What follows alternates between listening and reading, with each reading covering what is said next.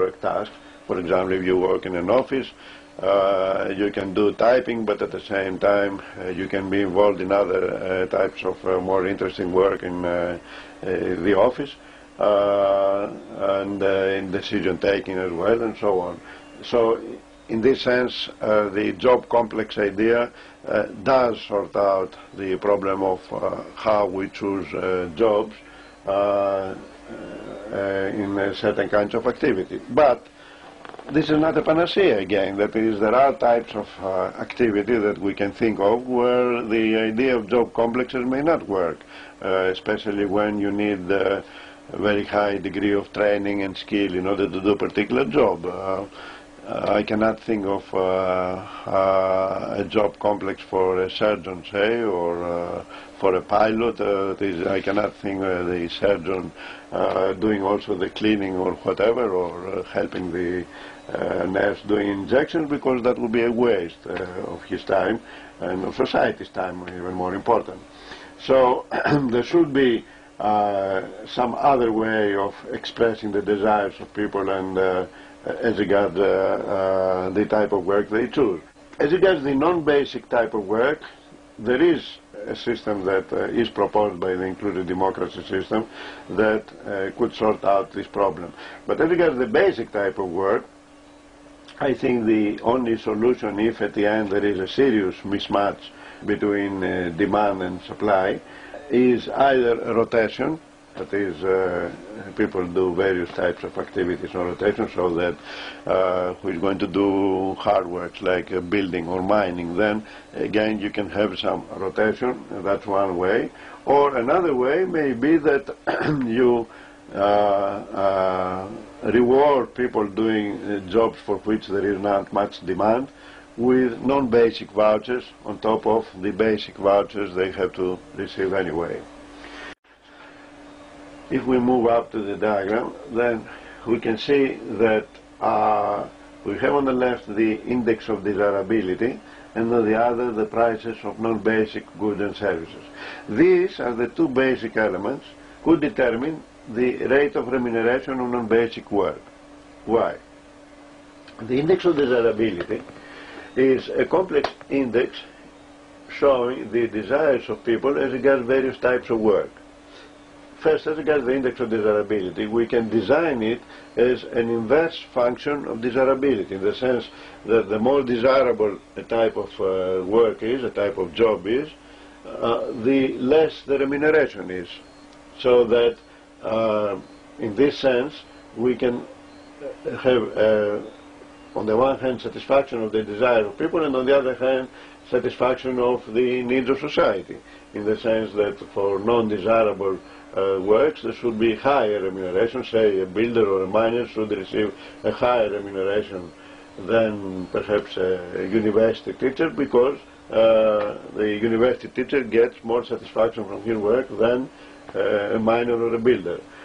Furthermore, and that's important, we have an adjustment mechanism here at work, because if, say, in a particular type of activity there is not much offer for non-basic work, if, say, there are not many people who would like to do extra work in the production of mobiles again, then that means that this would be reflected in the price of mobile. The price of mobile will go up as production of mobile would fall.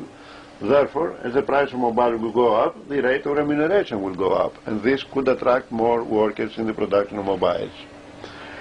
So that's in a nutshell how this model of economic democracy works.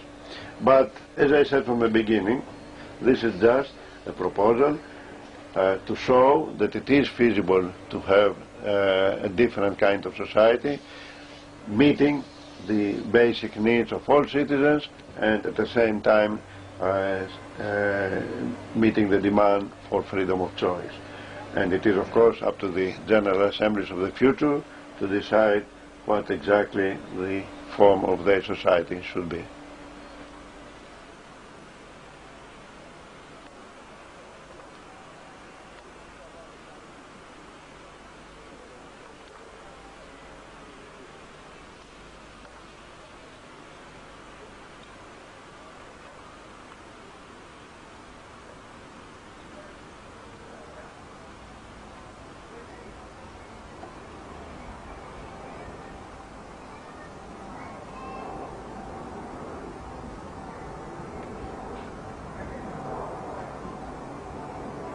Finally, the question, which is of course a crucial question that we have to consider, is how we move towards an inclusive democracy. That is, how we envisage a transitional strategy towards this sort of society. I think that the basic principle that should guide our steps is that means should be consistent with ends. Therefore, we need a new type of political organization that would secure the meeting of the basic demands of direct democracy. Therefore, that rules out any kind of avant-garde and hierarchical political parties and so on. And what we need instead is a new movement, a new kind of mass movement that would be based on autonomous, more or less, organizations that could be confederated, of course, that would start building institutions of inclusive democracy in their own areas.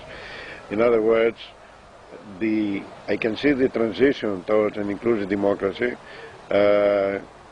using two sorts of tactics, or if you like, strategies.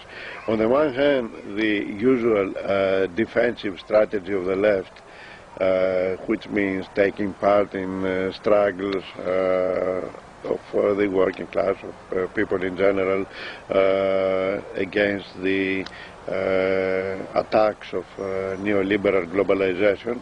But this is only one part of the struggle, as far as I can see.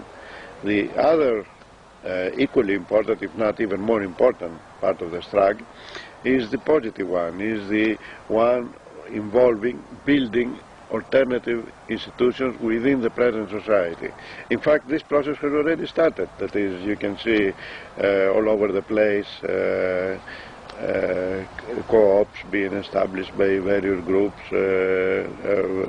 communes and so on, the LETS schemes in Anglo-Saxon countries whereby unemployed people particularly avoid the use of money and can exchange directly their services with other services. So there are all sorts of schemes going on, similar schemes going on at the moment. The problem is that all those schemes are not part of a comprehensive political program for political change. For this, I would have no hesitation, even if these groups, these teams of people who have started installing these alternative institutions take part in local elections. In other words, if they take part in local elections in the sense of including the democracy program, or generally a program for a comprehensive type of democracy, and this presupposes that it has become already massive in the sense that the movement has already a significant appeal to the people, then if they win the local elections, they have a perfect opportunity to apply, to implement at the local level the principles of inclusive democracy. In other words, they will take local power in order to abolish it, if you like, the next day, in the sense that once they take local power, they take over local power, then from the next day on they will start organizing people in neighborhood assemblies to take over instead of the usual council, the usual municipalist council and so on.